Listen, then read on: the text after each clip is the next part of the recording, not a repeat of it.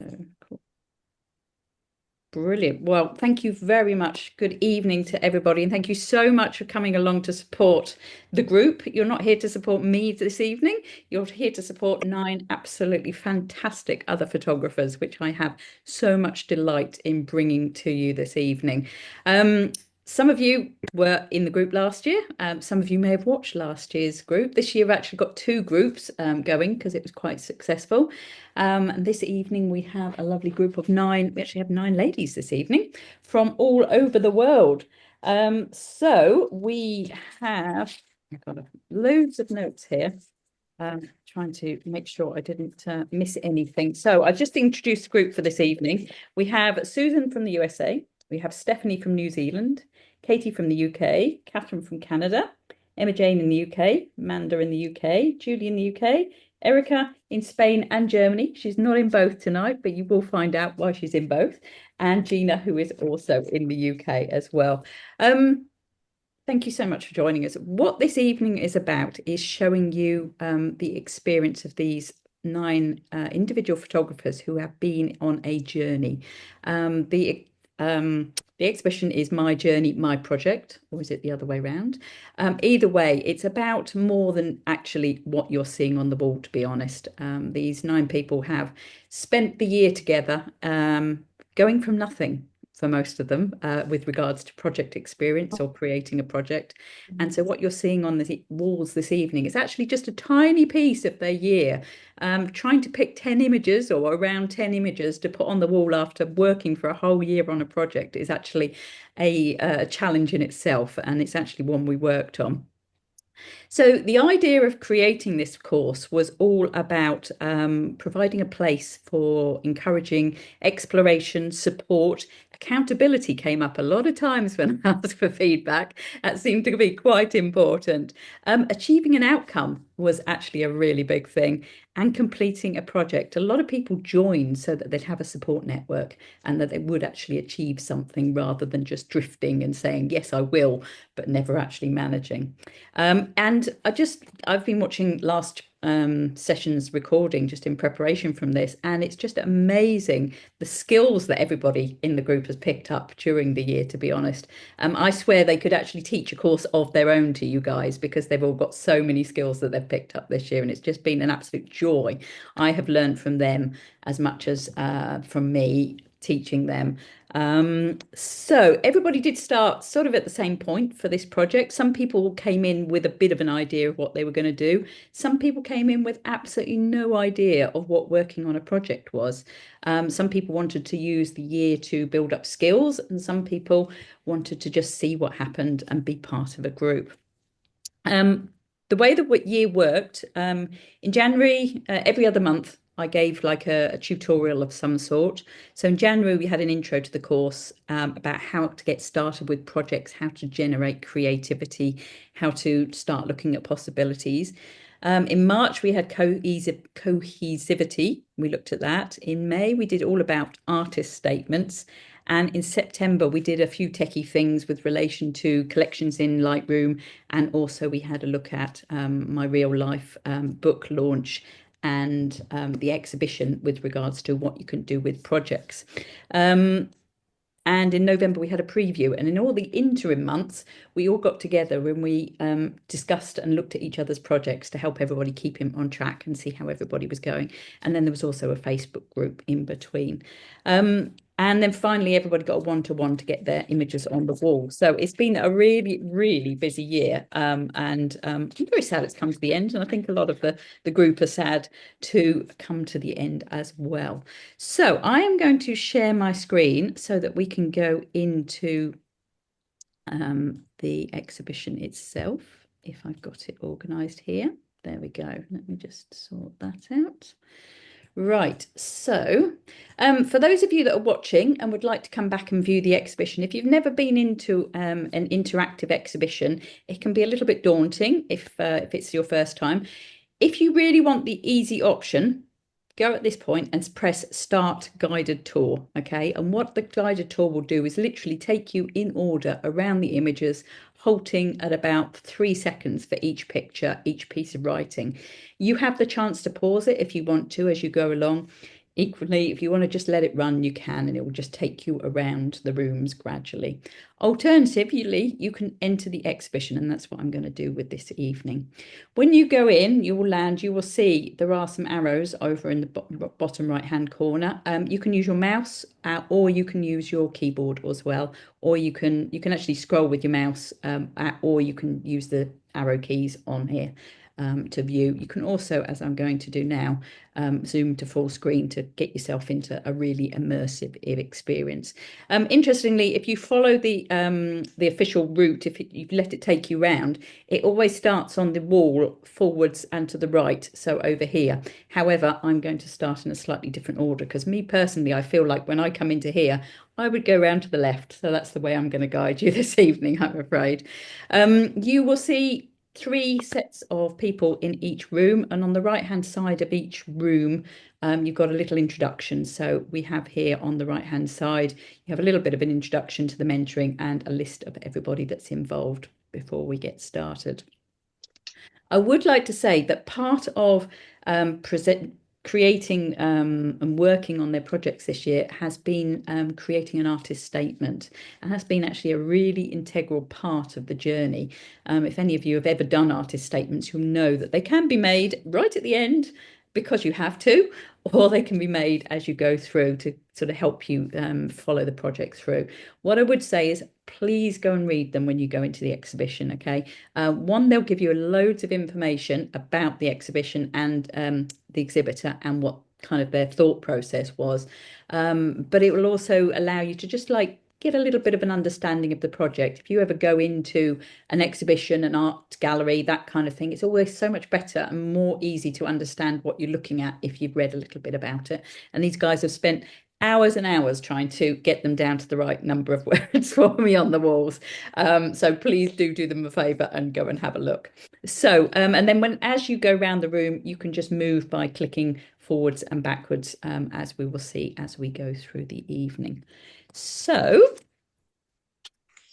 let me start by just moving in a little bit and swinging around just so I can.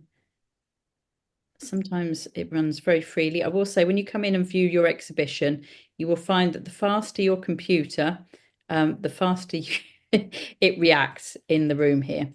So I am just going to try and sorry, I'm just trying to get myself straight so you can see all these beautiful images when Susan comes to speak to you. It's just a little bit tricky because there's a wall just there. Right. Susan, are you ready? Because Susan has the unenviable job of being the first one to speak this evening. I dumped it on her last time. She knew it was coming this evening. So how are you doing, Susan? Kein Video reintun auch nicht. Susan, are you there? Kann ich sehen, ob mein Ton aus ist von der Video. Hello. Weil man mich auch sehen. Susan, are you there? I'm here. Brilliant. Okay. That's great. All right. So what I'd like is for you to just give a little bit of well, you know what you need to do. You give a little bit of an introduction to your project, and what's on the wall would be fantastic. All right. I think, first of all, I just want to say how grateful I am for this experience, because as Charlie mentioned, some of us, without support and without deadlines and encouragement, might not have actually done what it was that we wanted to accomplish. So I'm really appreciative, not just for the information, but the encouragement.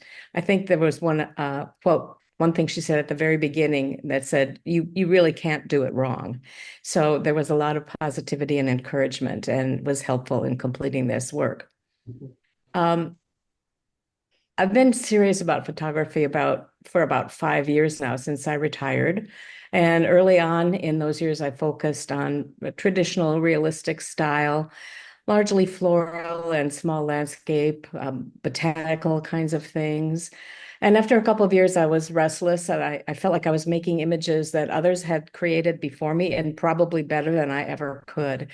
So first I started exploring intentional camera movement, and this had a more painterly style that was more satisfying to me. But I was still shooting kind of hit and miss, like on vacation locations or the arboretum in our area of the country, or wildlife somewhere, wherever I happen to be. And at some point, I decided I wanted to deepen and develop a deeper focus into what it was that I was taking and making art from. And somehow, I don't know, I stumbled on this group of Charlies and I signed on, I think, right away. Fortunately for me, I got in because this experience gave me some focus and sense of direction that my hit or miss approach didn't have. So over the course of this year, I focused mostly using ICM technique, and also I started to explore creating multiple exposures, both in my camera and in Photoshop. So this exhibition collection is one which contains both of those, ICM, intentional camera movement, and multiple exposures in camera. It's the third or fourth project I worked on this year because I stumbled a lot. I had great visions of what I could do, and I started many things, and nothing really clicked. So by August, I was pretty frustrated. And I was thinking of, I told my husband, just I'll continue the group, but I don't think I'll participate in the final exhibition because I didn't want the pressure of going the distance, of really creating some finished product. So, none, I did finish, and I did learn about myself that if I'm going to go the distance with anything, the subject must be something I'm really drawn to, that I'm curious about, and that it really interests me, that I have a kind of attachment to it. And one of these kind of subjects I started exploring early in the year was a sculptor, Sia Armajani, a Iranian American sculptor. He emigrated and settled in Minneapolis here in the 60s. And in August, I returned to focus on his work again. He's an internationally known public art creator, and there are several of his works within walking distance of my home. So I visited and photographed many of these. I researched him as a person and decided to make it happen. Choosing one of his works called the Post Office Pocket Park. The Pocket Park is a small pocket of green between buildings in a lakeside city that's close to me.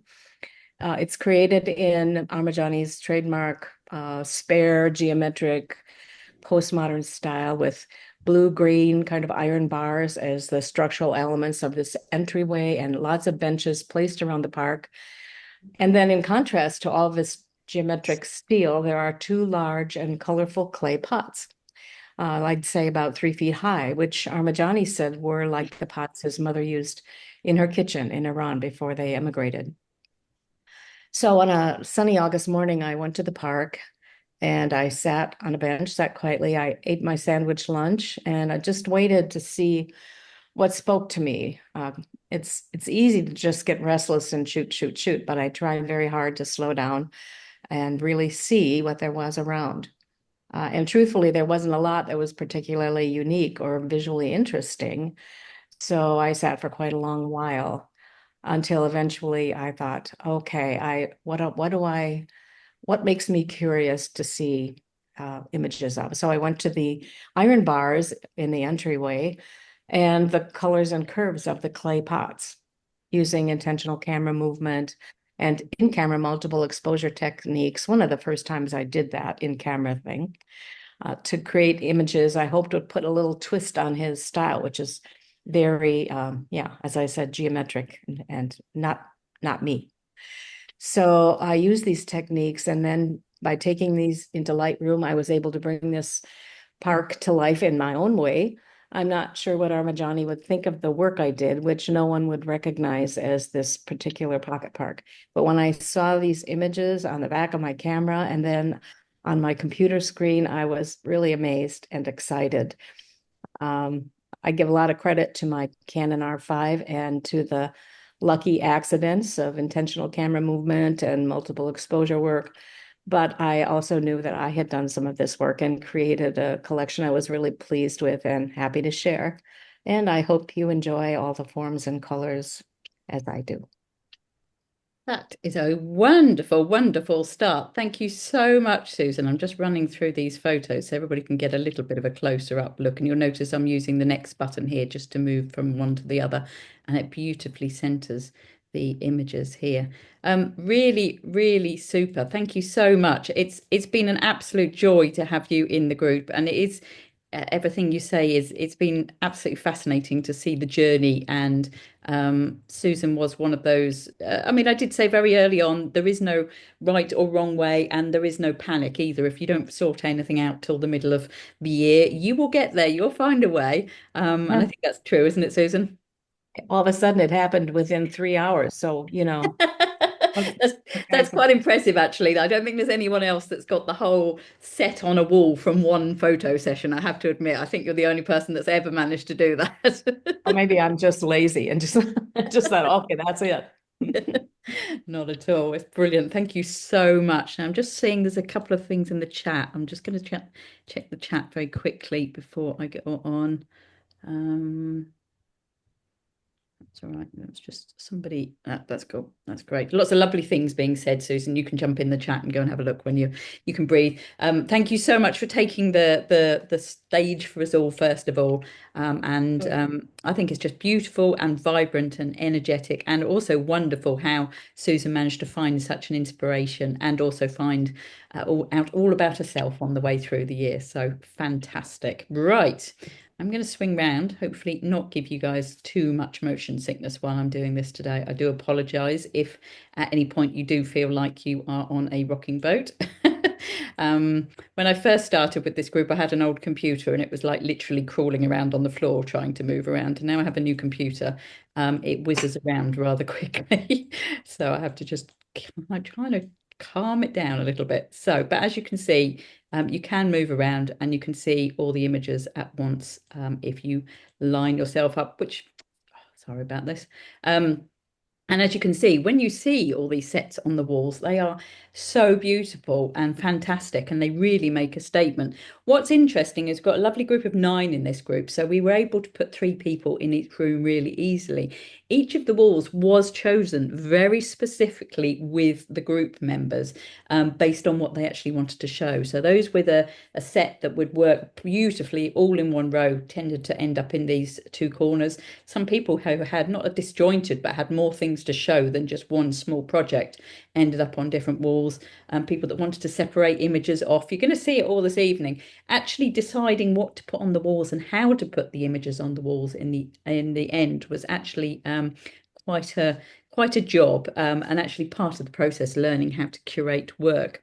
Now, here we have the work from Stephanie Forrester, who is based in New Zealand. Now, Stephanie has to be awarded the prize for the most dedicated individual in here, purely because she had to get up at 4 o'clock in the morning during the summer, because our clocks go different ways. So at the moment, it's actually a reasonable time in the morning for her, and she is joining us. But unfortunately, Stephanie broke her ankle about 6 months ago, and she only had the operation not long ago, and so the anesthetic is still a little bit in her system, and so are the painkillers. So she's asked me to present her work to you to have a look.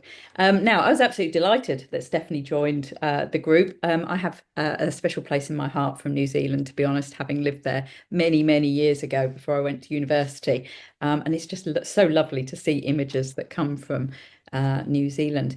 Now, interestingly, Stephanie did start with a completely different project, and she was going to work on seascapes. And this was the idea, and that was what came through for the first couple of months into the project group. But then, unfortunately, whilst she was out photographing the seascapes, I think with her dog, she took a tumble and she managed to break her ankle. And unfortunately, it's taken a long time to sort the sort of what's going to happen to the ankle. It's all now going forwards, and we wish you all the best of recovery, Stephanie. And we all look forward to the Seascapes project and also the Woodlands next year. Now, Stephanie's project started when she realised that she couldn't get out onto the beaches and the sea, and she was kind of thinking, sorry, can you? She realised that she would like to still keep going. She didn't give up. She was determined to carry on with the year. And she came to me and she said, I've been having a little play. I've had this idea. of what I've been doing is I've been looking through all my back catalogue images, and I have so many pictures from not only New Zealand, but all the way around the world from all my travels. Now, she said, I've got this idea and I've had a little play and I brought two images together and I really quite like the result. And what they're saying is also something quite special to me because I'm able to bring something about where I live in New Zealand together with all these beautiful places that I've moved around the world. She then decided to take it a little step further and she started blending textures as well, and colours, and it all started to come together. And it was really, really very exciting. Her worry was that I'd say no because she hadn't made these images during a year in the group, which was completely not a problem at all. And whilst that is the general idea, I was hardly going to say to Stephanie, no, you've got to go and hop around the beach and try and make some images this year. So what she did was she started bringing these images together. Now, if I'm right, I hope I'm right, Stephanie, what she did was she started with her New Zealand images and she collected a whole load of New Zealand images that she absolutely loved. Then what she did was she thought about how she could develop these a little bit further and picked again a selection of images from all around the world to start thinking about bringing together with the idea of creating a set of images that she titled Home and Away. And so these are all images that incorporate two or more landscape images. And so there's a little bit there all about it, but I'm just going to take you through some of these images. The first set are a lovely set, and this is intriguing because I'm not sure how I'm probably any of you watching who know New Zealand will see the New Zealand in here, but I absolutely love all the safari animals, but I do know that there are no safari animals in New Zealand. So those are the elements that are coming through in these ones. However, she did start to move on to other elements other than bringing the animals in. Oops, sorry. Trying to do this. I'm going to go and center in this one first. So there's a few of these I took some notes on where they are, and I'd be intrigued. Some of you may recognize or think you recognize because there was one of these that I said, oh, that's got to be. And Stephanie said, nope, you're completely wrong. So this one, if I have it right, Stephanie, this is, I have written some notes. I think it's Nova Scotia. So the lighthouse is from Nova Scotia and the background is from Hokianga Harbour. And so what she's done is brought these very sympathetically together and then used textures to blend over the top. She's also been really careful to use the colours. It's not that she used a preset or anything on these. It was the fact that she concentrated on move from one photo to the next, to the next, to the next, which is why they're very sympathetically easy to move from one to the next. And I know there were several others made that didn't make it to the wall because maybe they just didn't fit with the set. This is Blenheim Palace and the Southern Alps, would you know? Those of you that know Blenheim Palace will know there are no mountains like that in the background. But as you know, if you didn't know any of these locations, I think it'd be very easy to imagine how that they could actually exist in the same place together. This one again had a very special place in Stephanie's heart, but again, two different locations here used as well. This is one of my favorites, and this is the one that I said to her, oh, I know there that is. That's got to be the New Zealand geothermal. And she said, no, you're wrong. So this is from Yellowstone, and then the lake is Butcher's Dam from in New Zealand. So that just surprised me quite a lot. I think she played with how big the lake was relative to the mountains. But as you can see, like I would have no idea that that was not just like an existing place, which is just fascinating to see these takes on the images. Again, I think this is Yellowstone again with another one of New Zealand in the background. I just love the way that she developed the color and the concepts and the structure and the sort of the subject matter. It's just beautiful. This is actually my favorite of all of them. This one here, I wrote about this one. This is the foreground is Butcher's Dam, and then the background is right Reichersveld. I'm probably not saying it right in South Africa. I should be able to say it right because it sort of sounds a little bit Dutch. But anyway, the mountains are from South Africa and the lake is from New Zealand. And I think it's just beautiful. The colours and the textures and the way she's put it together. It's just really, really beautiful. Another one here, and this one's got more of a man-made structure in it than we've seen in a lot of the other images. But again, I think it's done so sympathetically. It's really, really beautiful.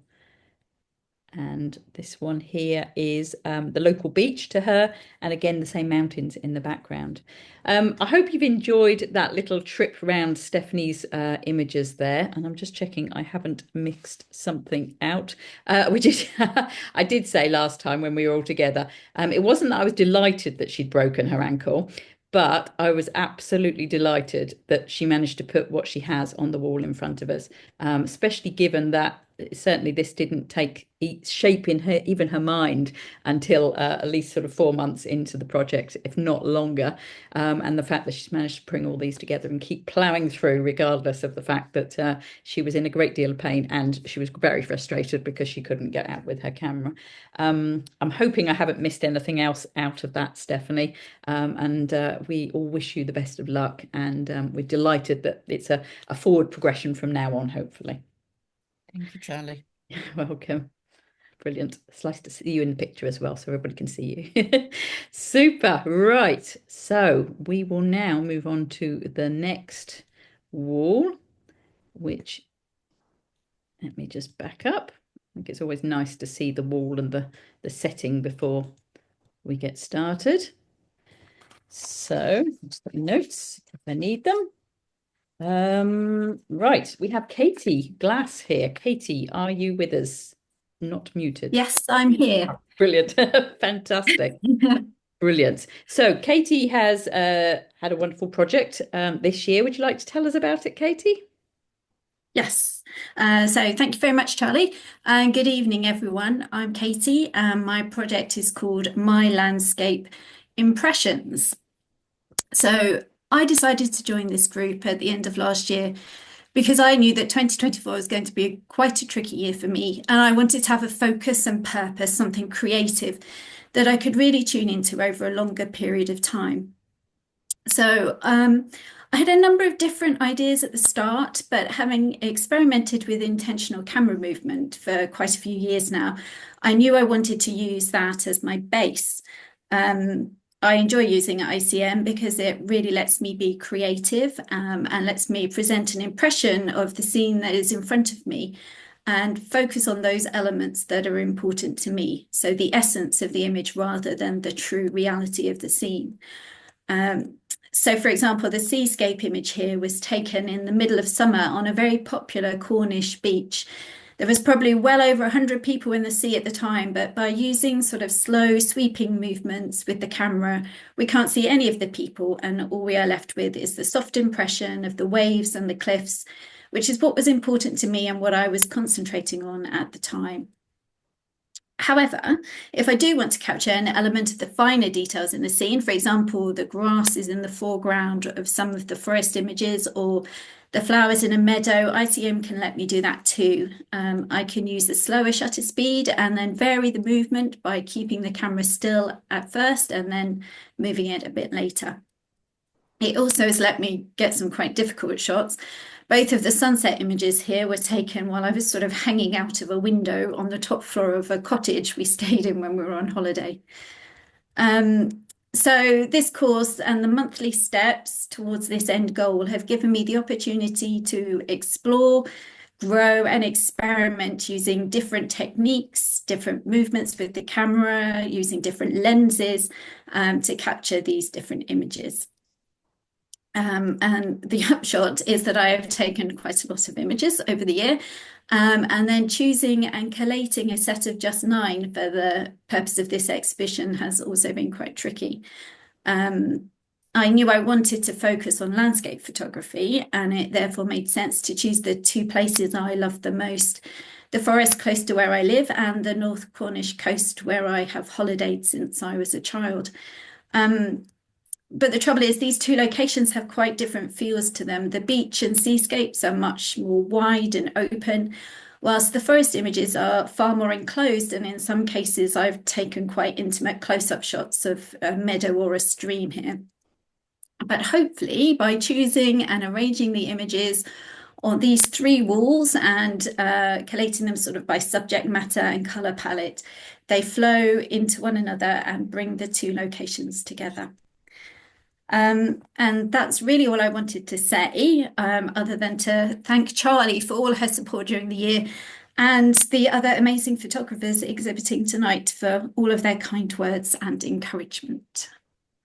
Wonderful. Thank you so much, Katie. I've got a long list of things in case you missed anything out, and you covered absolutely everything off brilliantly. It's no mean feat to photograph seascapes and woodlands when you're sort of trying to get to grips with the ICM as well at the same time. But you've done an absolutely brilliant job because, you know, they both require some very, very different skills. And it's lovely to see how you've developed all those skills this year.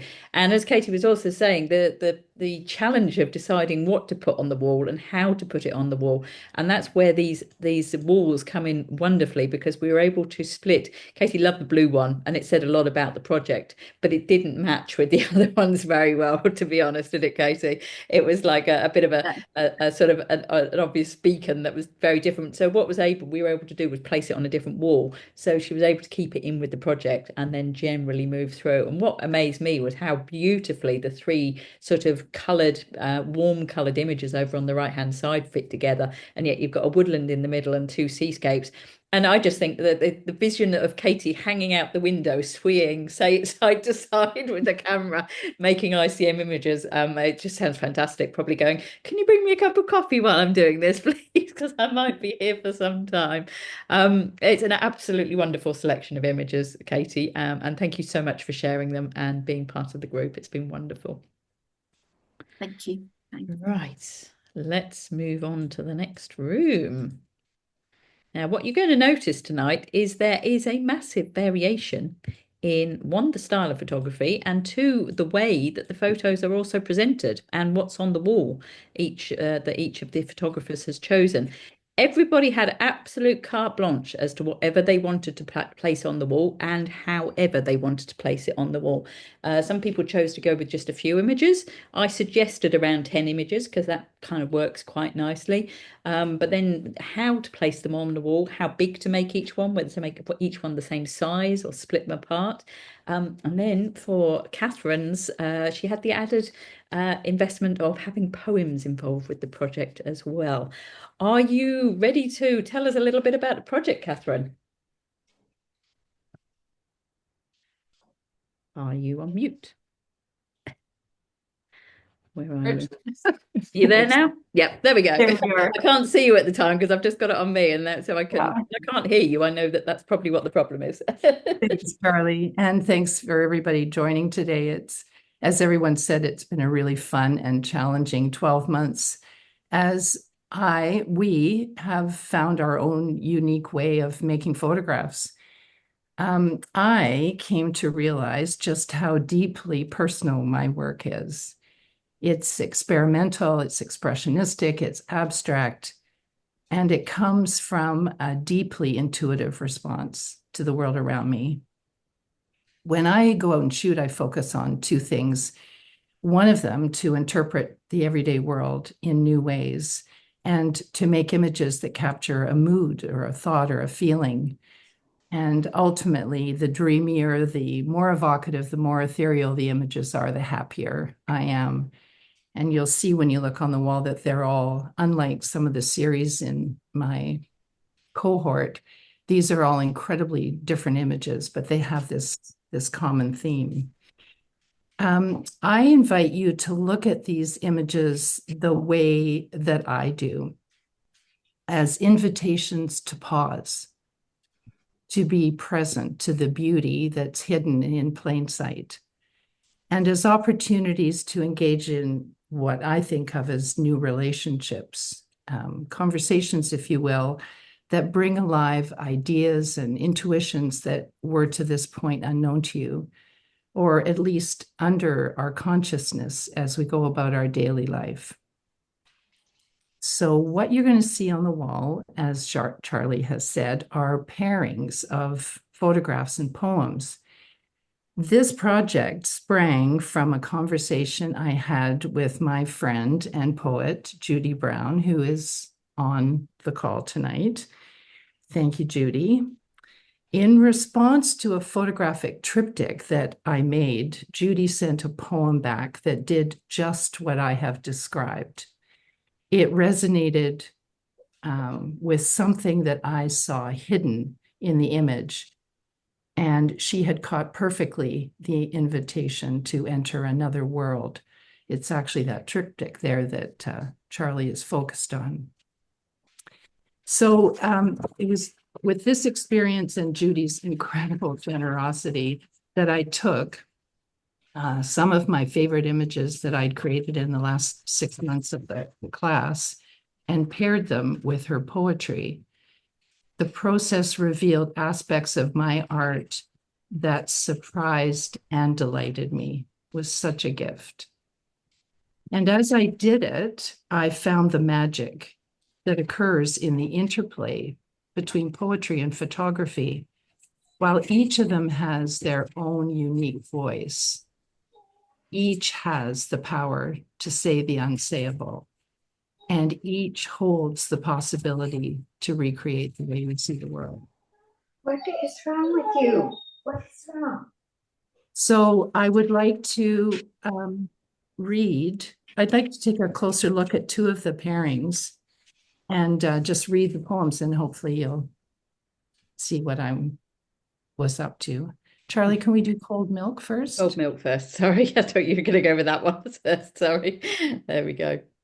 Let me see. There, is that okay like that? I can see if I can. Let's just see if we can go in a little bit closer. No, I think we're going to have to just go into the center on there. There we go. Okay. So perfect. Thank you. That's the image that I had chosen as one of my favorites. And here's the poem that Judy sent, or I picked of Judy's collection and used with the image. Cold milk. I watch the cold whole milk swirl unpredictably and beautifully, making clouds in the hot coffee. And I realize the days are like that. Patterns created by contrasts, by adding one thing to another thing, with no way of knowing how they will mix. Just watching, finding pleasure in the unexpected. Beautiful. I absolutely love that. And I would say I can't zoom in right on this one without having the poem, but you might just want to make sure you just concentrate on the image as Catherine is reading with her beautiful lyrical voice and enjoy it. This one's a little bit easier. So this was another favorite of mine, and looking through Judy's collection, I paired it with this poem. Just let it be. This beauty, this moment, let it be. Hold strong against the urge to turn it into something else, a possibility lodged in the past or hung out in a future time. This beauty, this moment, this treasure, just let it be. Absolutely So, beautiful. Sorry, you got some more. Sorry, You go for it. to finish by saying that it's a lot to digest in one viewing. There's no way that we can do that tonight in this exhibition, but I invite you to come back and spend some time with the images and the poems and just see what emerges for you. Yeah. What conversations get started for you? What gets revealed? What is challenged? And I hope you enjoy them as much as I have, as I've created these pairings of photographs and poems and marveled at how they both become more vibrant, more alive, more evocative, more meaningful in their pairings. Thanks, Charlie. It's wonderful. Do you know what? The Catherine's been working on this so hard, and it wasn't actually until you spoke last time that I realised, like, having you read those poems, I should have, if it was possible, we should have little talk, have little audio clips of you reading or the poems next to them, because I think it adds so much when you hear somebody speak the poem as well as reading it, and when you just look at an image. And you hear the poem being spoken. I think it's just absolutely beautiful. I've just gone round those. You will notice what a beautiful selection we've got there. I'm just trying to get off there now. And as Catherine said, she very, very different to a lot of the other colourful images. And Catherine is having a go at embracing colour, aren't you, Catherine? But it doesn't necessarily come naturally. No, this seems to be my palette, and I think it goes with that.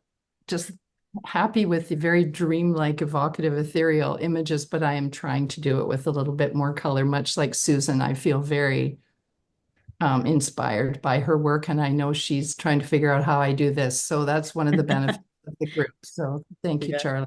Oh, it's brilliant. It's absolutely lovely. And it's so lovely to see the pairings of poems and images. And we've discussed, and I've discussed when we're talking about my book as well, how many variations of ways that you can bring images and words together. Sometimes the images start first and you can write about images. Sometimes the images are there and you find a poem to put with them, which is what's happened here. Catherine had made the images and then worked with Judy to bring the images, the words together with this. Other times the words are written and you try and make a photo. And I think that's probably actually the hardest thing, actually, is making a photo in response to the words, because you try not to be too literal.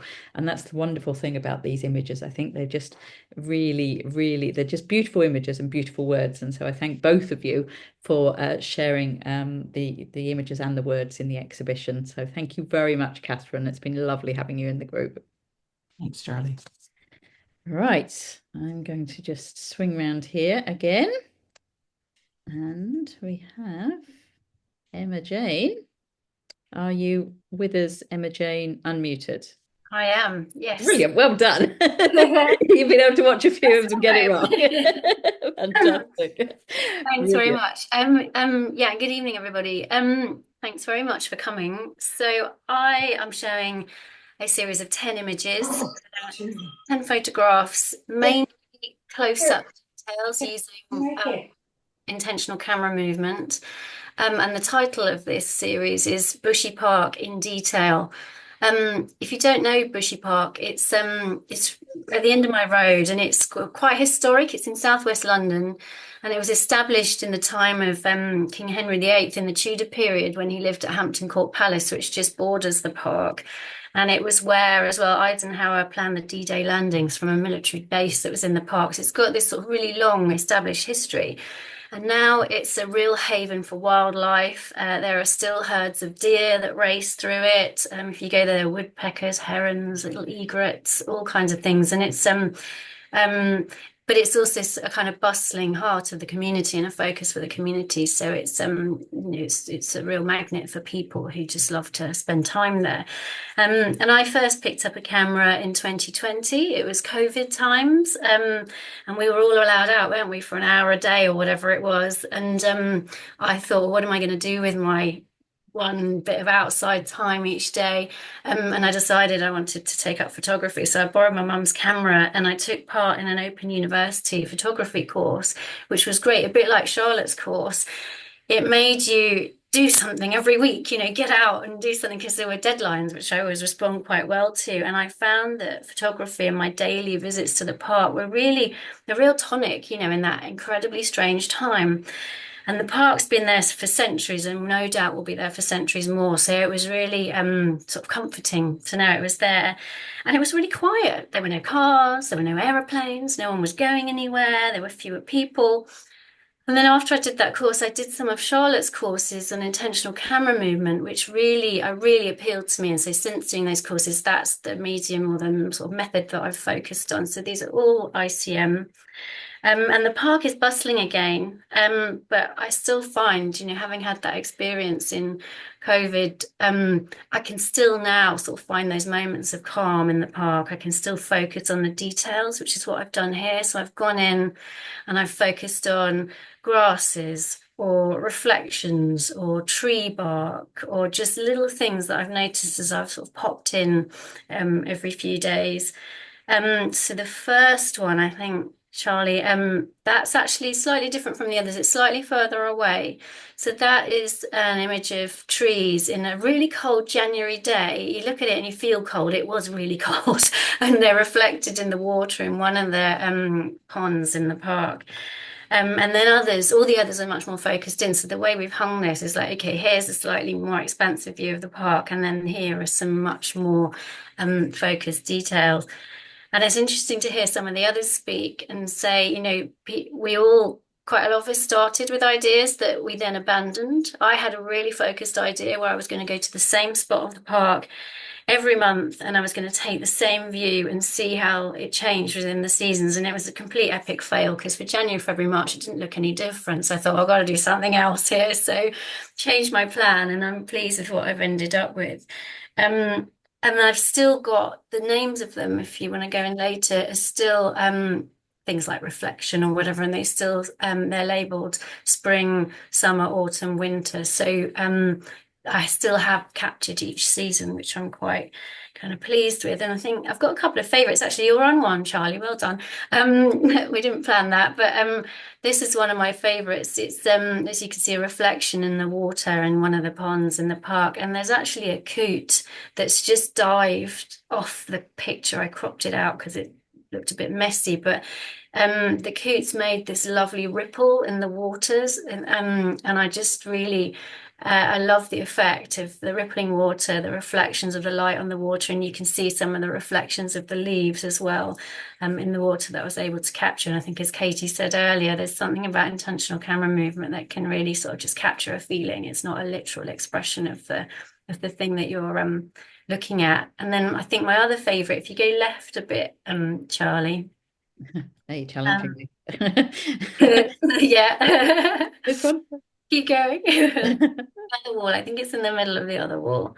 There we go. Um, That one. The colour yeah, one. this one, again, another reflection. This is different season. I think it's spring or summer. I've got them all printed out here. I've written on the back. Let me see. Spring, yes. In the woodland gardens in the park, it really changes from season to season. And then there's this explosion of colour with the rhododendrons. And so I've got pink rhododendrons there, purple rhododendrons, again reflected in the water. And there's willows and other trees. So you can see the green as well, reflected in the water. And then quite differently at the other end, there's one of a silver birch and a kind of knot in the wood where it was a fallen silver birch.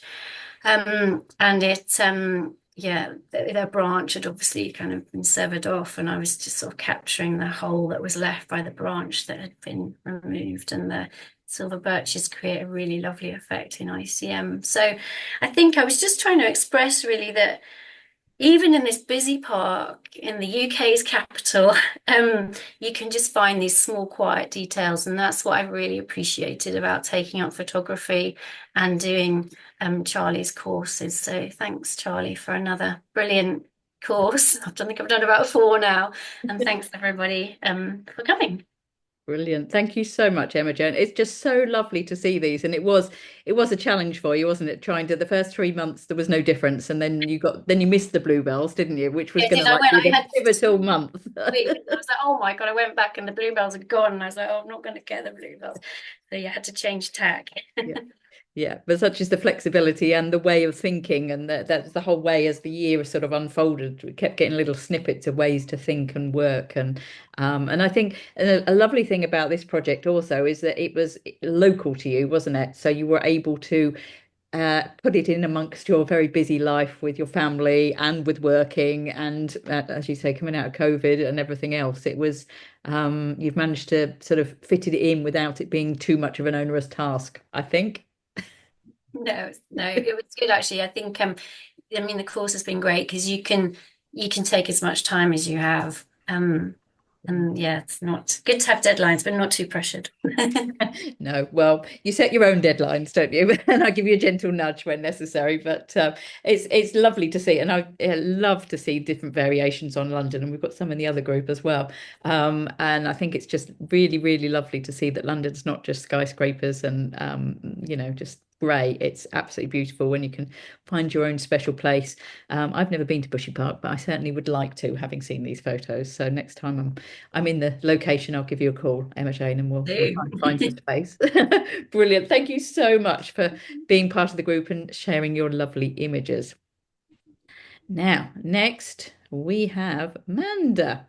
Now, now Manda joined with the hope of finding a way through beyond creating images that she felt were expected. And I think this is a place that a lot of people get with their photography. A lot of people get to a point where they feel they're making images because it's what they expect other people expect to see, or the expectations that are placed on you because you take part in competitions, or in fact, you just get very comfortable with a style of photography you make. Now, Amanda joined and shared the most beautiful bird images that we'd all ever seen. They were just absolutely fantastic. But her aim this year, as the title of her artist statement, as the title of the project says, is stepping back to the creative me. Now, Amanda had one main aim for the whole year, and it was not to appear on this wall at all. In fact, I didn't break her arm to make this happen, but she was encouraged actually, probably but more by the rest of the group than by myself. But what she wanted to do was her personal aim was to become more creative during the year and move away from just taking images that she felt comfortable making, but actually pushing herself a little bit more. And she says unlearning the last 3 years. I don't think she's unlearned them. I think she's just blossomed outside of what she's learned, because I think everything you see here is based on knowing the basics, but then finding the bravery and the confidence to go and share and experiment and explore. And as she says, it's been a job to tame her butterfly mind and flex her imagination to find a new voice to her photography. And in the group, we've been absolutely blessed to see the journey this year that Amanda's been on. And so what she shares with you here this evening is her journey into ICM and multiple exposure. Now, right at the beginning of the year when we started, Manda did get brave and she tried ICMing out on the beach.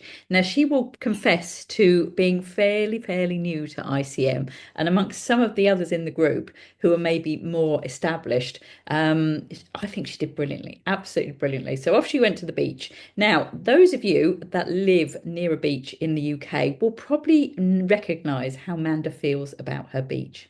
She feels that it is a wonderful place in the winter when there's nobody else there, or the people are there are just doing the same as she is. They're enjoying the open air. They're not there kind of to like take up space on the beach. And so this was a set of images that she made really early on in the year, and it kind of gave her the confidence, and it also gave her something to think about. Now, this is actually a project that is ongoing still now, which is just absolutely wonderful. How she managed to pick just 4 images, I have no idea. But we did, as a group, all look at the images and say which ones might work and which ones might not. But what she's got, I did write down some things, what she said. So winter was her beach. And this also, she felt these were really evocative and sort of reminded her a little bit of the Lowry matchstick men images. And I knew there was something, when I looked at this, there was something that I couldn't quite put my finger on. I said, they looked like the artworks of somebody. And she said, the Lowry. And I said, oh, of course, that's exactly what it is. And each of them is beautifully created using ICM. Now, I don't do a lot of people ICM because it is insanely difficult to keep people looking like people, which I think she's done brilliantly. But the colours are muted, but the general feel is of openness and people just spending time on the beach. Now, this is very much in contrast to the summer. Now, a bit like Emma Jane looking for, the seasons and waiting for the seasons. And Amanda was waiting a long time for summer in the UK as well. And she didn't think she was even going to get the summer pictures because there was no summer in the UK. But when it did finally arrive, it arrived and out she went with her camera. And so what you've got is a completely different set of images, but within the same project. And so the idea of the summer shoreline here is, as she says here, those of us who've travelled roads out of cities and towns for the family seaside holiday, squashed in the back of the car with siblings, pillows, and cries of, "Are we there? Are we nearly there yet?" will remember how the days seemed endless. And despite the weather of being elbow deep in rock pools, fish and chip suppers, and never really being free of sand between your toes. I just think that's absolutely wonderful. Inspirations taken from Edward Henry Pothast and A July Day. And this is the good old British seaside holiday. Buckets, spades, mum's egg sandwiches, and a pocket full of sand, seashells and sand. I think she writes absolutely beautiful. And you can see again the winter shoreline. It's a different explanation. And for the summer, you can see the colour, the energy, the vibrance. But it's really interesting because Amanda has chosen to actually create compositions that feel very, very different as well. So these compositions are a lot tighter and bring a lot more feeling of being on a full beach compared to the winter one. I think she's done brilliantly. So when you see the two sets next to each other, and we have also seen an autumn set from Amanda, she hasn't got it on the wall. I think you will truly enjoy the difference between the two sets of images, but appreciate that they are all one part of one big project. And it's just been absolutely beautiful to see the way that she's worked through these. Now, not content with just embracing ICM and nailing this project fantastically, she's also been busy watching lots and lots of webinars this year. And there was one specific webinar, which was by Doug Chinnery this year. And I have not watched this webinar yet, but there are a number of people that have and have said how inspiring. Amanda said she sat there and she watched it, not wanting it to ever end because she was enjoying it so much, but being so inspired that she couldn't get out fast enough with her camera to go and enjoy it. The end result were these images here. And you will see that these are very, very different to her beach images. But what they do is they continue to embrace this desire to be creative and to explore and experiment. And the title down the bottom, "Colours like features follow the changes of the emotions." And I think it's really, really beautiful. The lovely thing is that these guys here have given you an artist statement, but a lot of the times they've left it up to you to go and interpret the images as you want. And so here, last time we talked, I said, there's some lovely, if you take a look at the colours, you can imagine the feelings and the emotions related to each of these colours. For me, the pink is like a soft, snuggly duvet and being warm and cuddled. The red is passion or anger. The blue is kind of like a feeling of cold and rain. The green is fresh and spring and summer and feeling like you've got energy. And the yellow bottom one is just happiness. And I think you can put whatever you want to these colours. They may mean something different to you. But this was a lovely set that she made. And I thought it was just wonderful to put these as a set. And she pulled these into a set of 9 on the image that on the wall there. And then you have 2, which are little bit different over here. They're a darker colour. Same sort of style, but they're just a different sort of color palette and a different feel to what we've got there. So I really, really hope you've enjoyed that. I'm just trying to think whether I've missed anything out. I don't want to miss anything out. Written lots and lots of notes.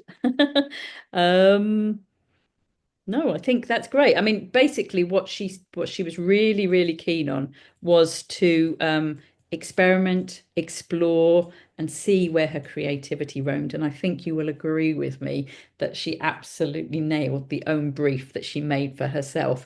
I am absolutely delighted that she has the images on the wall with us this evening, and delighted that she's been exploring and experimenting. And I really look forward to seeing where it all goes next year. So thank you very much, Amanda, for being part of the group. It's been an absolute joy to have you with us.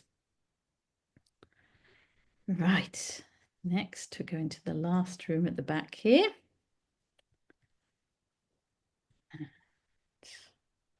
There we go. been doing this for 2 years now. It doesn't get any easier to to get everything in the picture. So we have Julie here. Julie, are you with us? Hello. Hi, Julie. Yes. Brilliant. Fantastic. Now, Julie's been on a journey this year. So would you like to tell us about it, Julie? Yes. So when I joined the course about a year ago, I had no idea about creating a project and had no idea whatsoever about what sort of project I wanted to do. So it's been a great experience to actually get a set of pictures together at this point, really. So I was quite drawn to a picture I did the year before, which was the yellow flower on the right. And I quite liked the way it was just totally brazen in being gold from edge to edge. And I thought, well, maybe I could do a gold project because I like that one so much. So then I started to think about what sort of things I could do with gold and what gold meant to me. So thinking about gold, the most obvious answer is it's a precious metal which comes out of the ground, and it seems to be the cornerstone of society. It's used for wealth, for power across all societies. But we've used it quite a lot for our own ends, but it's a natural product. So what this project is about is thinking more about nature, where gold comes from, what other golds there are within nature, and just going back to nature and enjoying what nature has to offer us. So maybe thinking about a gold leaf, does that have the same value as a gold ring, for example? It probably does, because nature is what sustains us in humanity. So I just want people to appreciate what nature has to offer, really. As I got through the project, I was surprised to find that I was doing a lot of multiple exposures, which I hadn't really done before. Some were in camera, but most of them were after I'd taken a photo. So I was combining different elements from nature together. So for example, in this one, it was leaves with some twinkles off the sea. So I felt like almost like a goldsmith combining elements of gold and smelting them almost. This one had twinkles in that were off a tulip. So again, combining images just to add extra bits of sparkle to them. And that's about it. So I'll just run through these, Julie. You don't have to. Oh, you didn't know that you were going to be showing every single one to have to talk about. I think it's absolutely lovely the way that you described the way that what we didn't do. If I just pull back, was Julie really enjoyed all the gold elements, and then as you will see, there's an awful lot of beautiful gold. But what you didn't see was this image over here. So this one beautifully is called Gold Leaf, which is just the most wonderful title for this picture, this whole set, or this picture it's called. And I think it's a really lovely way to break it up. And you like the blue and the gold, don't you, Julie? Yeah, I felt it needed a sense of balance. There was quite a lot of gold, and sometimes when you have too much of something, you don't notice it anymore. So that gave the contrast and the balance and the splash of gold leaf. Yeah, I think that's lovely. You are very good with describing things. I absolutely love the way that you explained about bringing the multiple exposures together, a bit like a goldsmith would smelt the gold and bring other elements together. And it's just absolutely lovely how you brought the extra detail and the texture onto these. And can you remind me how you blend these? Is it Snapseed you use? Yes, they're all done in Snapseed. Mostly 2 images. Some had 3 layered on top of each other. Yeah. So, yeah, quite simply, really. Yeah. And each of these has a lovely, beautiful title. If you go on any of the images as you go round and you click on the I button up here as well, by the way, if you click on them, then you will get the title and any other details. And if anybody's got their website or Instagram, then that's also included there. And this one's called Molten Gold, which was the start of the whole project, which was really lovely. And then we've just got this, let me just zoom out a little bit because this one's a little bit different. This is a little bit wider out, isn't it? Trying to bring something else in. And this is a reflection. Was it just 2 images, this one, Julie, or was it more than that? Yeah, 2 images, a black and white scene with the swan, and also from the same location, but just around the corner. Different time of year, just all the ripples on the water overlaid.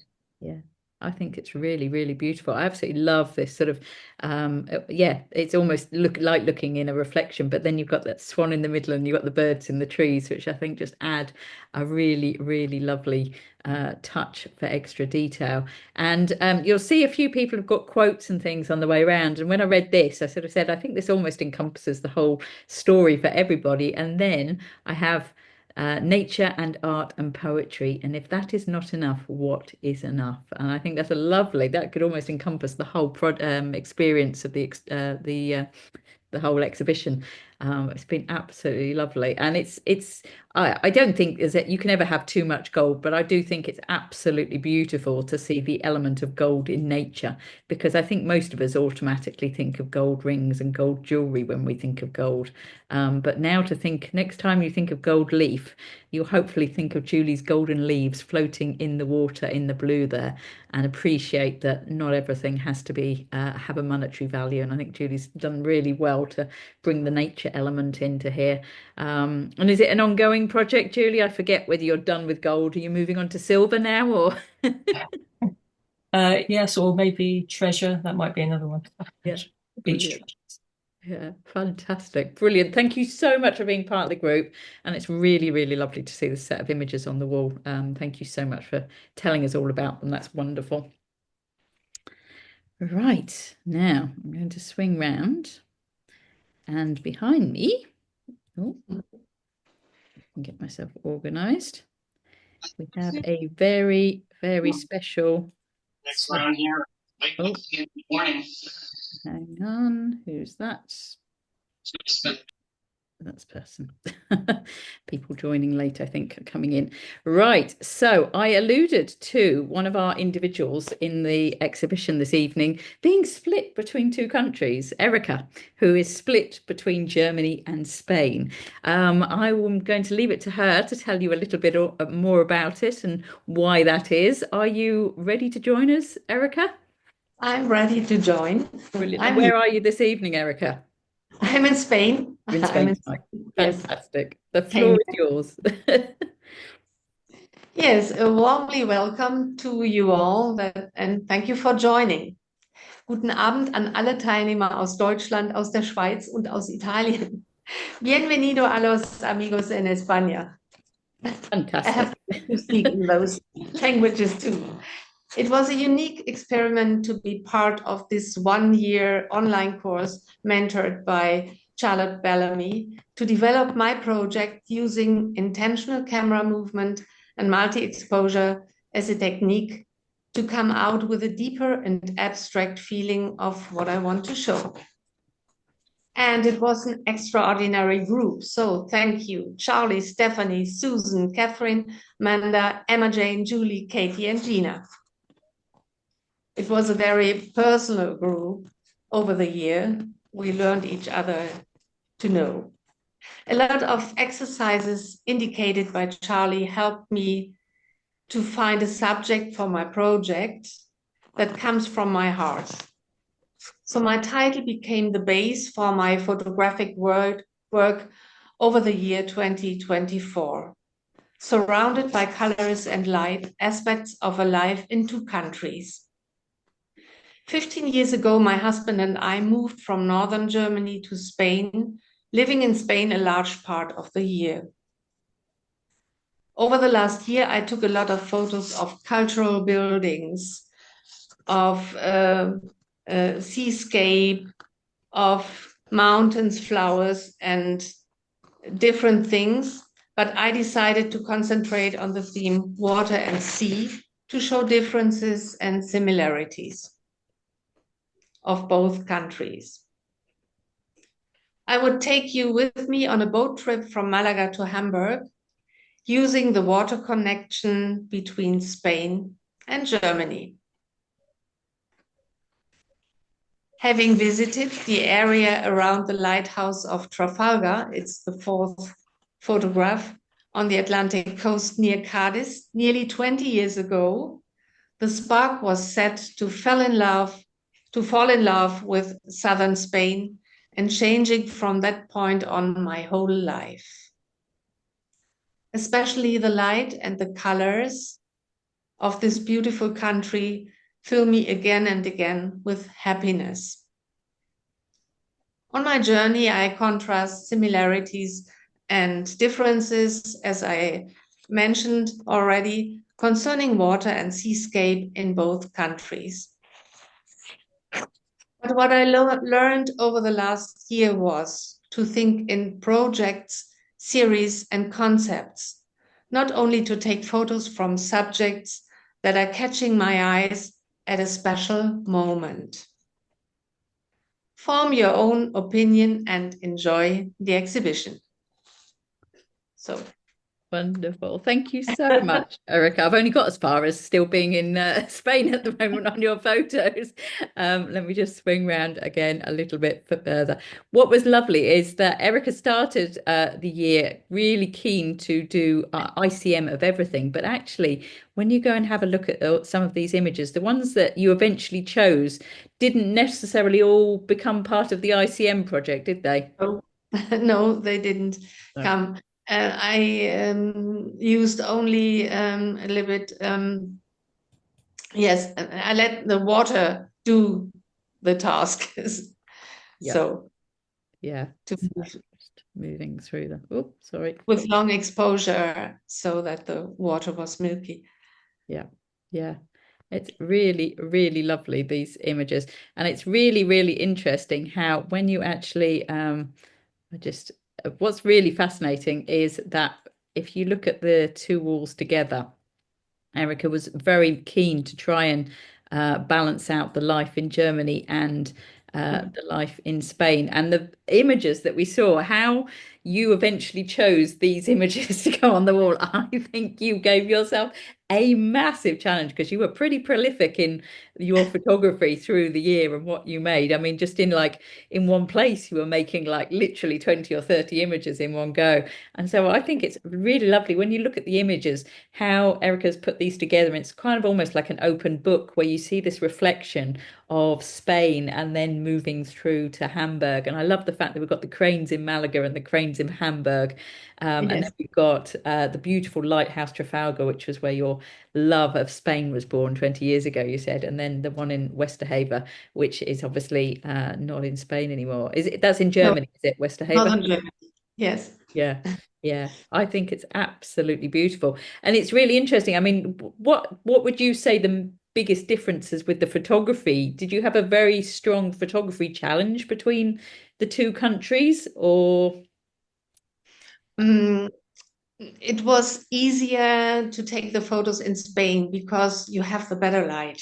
You can go out and don't have to look, oh, it rains, it rains. Next day it rains. And in Germany, it is not so easy to capture the light you want. But it is like it is. It is darker, it is cloudy and so on. And for me, it was easier to take hundreds of photographs in Spain in different places because at the beginning, I didn't know, what do I want to show? Do I want to show landscape? Do I want to show parks nearby? Do I want to show flowers? And then I came to this idea to show the waterway from Malaga to Hamburg. Yeah, I think it's lovely how you've managed to create this in the end, because I know there's an awful lot that's gone on behind the scenes, and I think this is you've managed to create a really beautiful series of images, tell a story and take us on a journey as well. And so what she's got is the details of all the different locations, so you can sort of track it through on the journey with her. And enjoy that. Brilliant. Thank you so much for that, Erica. And thank you for the introduction in 3-4 different languages there as well. Some of them sounded like, I think I knew which ones they were, but hopefully those who are from that country will have enjoyed your introduction. So thank you so much, Erica. It's been lovely having you in the group. Brilliant. Now, last but not least, we have Gina. Now, we had a discussion. Is it worse to be last or is it worse to be first? I think actually last and first are probably just as bad as each other, to be fair.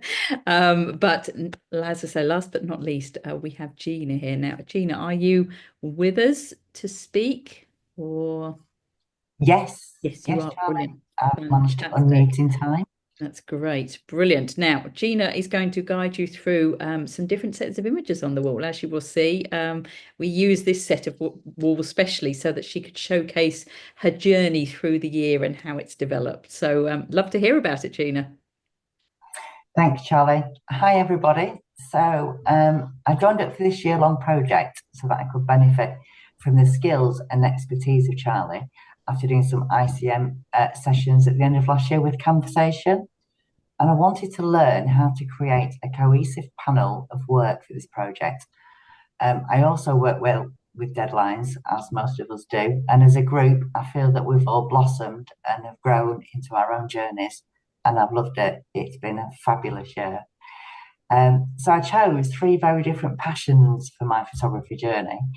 My love of textures, and ICM, intentional camera movement, and my dog portraits, which includes Dax, of course. He's got to be on that wall. So my first image, which is next to my artist statement, is made completely of textures, which include clouds and metal, and also some lichen that I took from a photograph that was growing on my car. So I thought I'd include that. There's textures everywhere that you look. So I also used lots of different brushes that I'd made in Photoshop of all different images that I've taken of the birds, the trees in winter, some foliage from my garden, and then blended all my favourite colours of greens and greys. So I'm just really pleased there's not a dog in there. So it's sort of composite because it's got some landscapes originally, but mainly it is just different components put together, and some creativity, which is where I seem to find that it flows when I come to textures. So really enjoying experimenting and doing that. And then we went on to the ICM, which was really why I joined. And I just love sunsets and the golden hour and the blue hour and how different they are in summer and in the winter and spring, the different colours. So I've moved to Hull after living in lots of rural different locations over the years, and I quite miss the hills and the trees. So because I'm on the outskirts, I thought I'd like to create my own hills and trees in my back garden. So for the ones on the left-hand side, they were taken from the pavement in front of my house, which my neighbours thought was a bit strange, sitting on the pavement, waving my camera up and down. And I just loved the colours. I loved the windows and the telegraph poles. And again, it's got that Lowry feel to it. This is when the sun has set, so all the pinks and the reds came out. And again, still glinting, mainly from the same position, just in the corner of the road. It's a fab position. And then the following photograph was just after in the blue hour. And again, just such different colours. They really resonate with me. And I love the fact that you could almost imagine it with some sort of hill as well. And then we went on to the spring and the summer, spring and the winter sunsets. And these were taken actually. Sorry, Gina. It's easily done. I've been practicing. Sorry. Go back in there. Sorry. Just trying to line up perfectly. That's not. There we go. Right, off you go. Sorry. No problems. So for these, I took these from my back garden, and I don't have many trees in my back garden, so these are neighbours' trees. So I actually stood on my garden bench and waved my camera around and took some and practiced lots of different movements and different settings. And I wanted to make waves out of the trees and hills out of the chimney pots. And the colours were absolutely stunning. And again, as most people have said, I found it very difficult just to pick 3 from 4 months of photos. So those were the chimney pots, as well as the trees. Just fascinating. Really, really enjoyed them. And different movements, yeah, get those waves going. So yeah, wherever you live, you can always make some lovely landscapes, can't you? Absolutely. So that's what I wanted to do with the ICM. And to stay near home as well, it was a project that I could easily fulfill because it was close to home. And the last bit of my projects was Dax, or is Dax. I think he's a project that will just go on forever. And I thought I would incorporate all of my passions here. So we've got lots of textures. He's taken just in the dog field that we go to, so it's all very natural light. And then in the blue one in particular, that incorporates all three. So that's a composite, and I've used a ICM background of some trees with a pond. I took the original photograph of Dax knee deep in some long grass. So when I popped him in here, I used my foliage brushes of grasses and lavenders and reeds and different foliage that I've taken to just put at the front. And so I think with the textures, the ICM and the brushes and Dax, I think I've just incorporated everything in that one, which out of them all, I think it is my favourite. I do like that one. And I just hope that you get as much pleasure out of everyone's photos tonight as we've all done taking them. We've really enjoyed this journey, and thanks to Charlie, it's been a brilliant 11 months so far. Brilliant. Thank you so much, Gina. They're just absolutely lovely. And once again, Gina has been on a wonderful journey this year. And honestly, Gina has skills that I can only marvel at with regards to brushes and textures. And she's like, oh, you just need to do this and just do this. And I'm like, Gina, yeah, I think Gina could probably give a course all on her own on brushes and textures, because the way that, again, her skills, and the same with everybody else, the skills are developed during the year. At the start of the year, you have to admit that they were nowhere near as good as this, were they, Gina? Not at all. No, they were a different, completely different feel, and I feel so relaxed, and I think it shows. Yeah, and I think Everything's just absolutely wonderful how you've managed to bring the ICM and the textures and the brushes and your favorite person in the world, Mr. Dax, and put them on the wall. And I think it's really, really lovely. You know, when I've said to everybody, you know, you can put whatever you want on the wall, I think it makes it really special when you can really put something that you're sort of passionate and really proud to have photographed. And this is a really good example of how black and whites and colours can also work. We've got these two lovely, beautiful images, black and white images on the outside of the set of four. And we trifled, I'm using my Dutch now. We questioned whether to put 3 or 4 on the wall, but we decided that, you know, 4 was not too many, was it, Gina? no, not at all. Never 4 had was too many lovely. photos of Dax. So and I just think it's lovely, a bit like Emma with going outside her house to make her images from her out in Bushy Park. We had Katie hanging out the window of a cottage, and we've got Gina sitting on the pavement outside her door. All these people who are being really keen and enthusiastic. And the lovely thing is that if you do make photos like literally on your own doorstep, you can react. Because you used to say you'd be doing something, Gina, and you'd see the light and dash out with your camera, isn't that right? That's right, just 2 steps away, literally 6 foot. Yeah. And you can have fun. Absolutely. Brilliant. Thank you so much, guys. It has been an absolute pleasure to have you speak. So lovely to see all the images. And I hope, whilst you can wander around the exhibition to your heart's content, I think it's always lovely to hear what the photographers have to say. Now, I didn't pay any of them to say nice things about me. They all said lovely things, and they have all written just a little piece about their experience of being part of the project. Most of it they've already said, but if you want to go and have a look about what they said of the actual experience, there's some information on the wall back here. I am running this course next year. I actually have only one place left in the present course. If there's enough interest, what you will do is if you do try to register and you want to register, you'll get a message to drop me an email in case there's a wait list. If I have enough people, then I will create a second group. But as I say, I've got one space left in the group for next year. What you can do is you can go and have an explore around the exhibition. I will be placing the exhibition link in my usual groups, Conversation, She Clicks, on my Instagram, Facebook page, website, all that kind of stuff. So you should be able to find it. It's available to have a look at till the end of February. So it is around for some time to come. So don't panic that you've missed it. If you do lose the link, you can always drop me an email via my website, and I will happily send you the link if you can't find out where it happens to be posted anywhere else. Brilliant. Thank you guys so much for joining me. Thank you for supporting those that have made the wonderful photos on the wall. And yeah, hope you've been inspired, and I hope you really enjoy wandering around the exhibition when you go and have a look.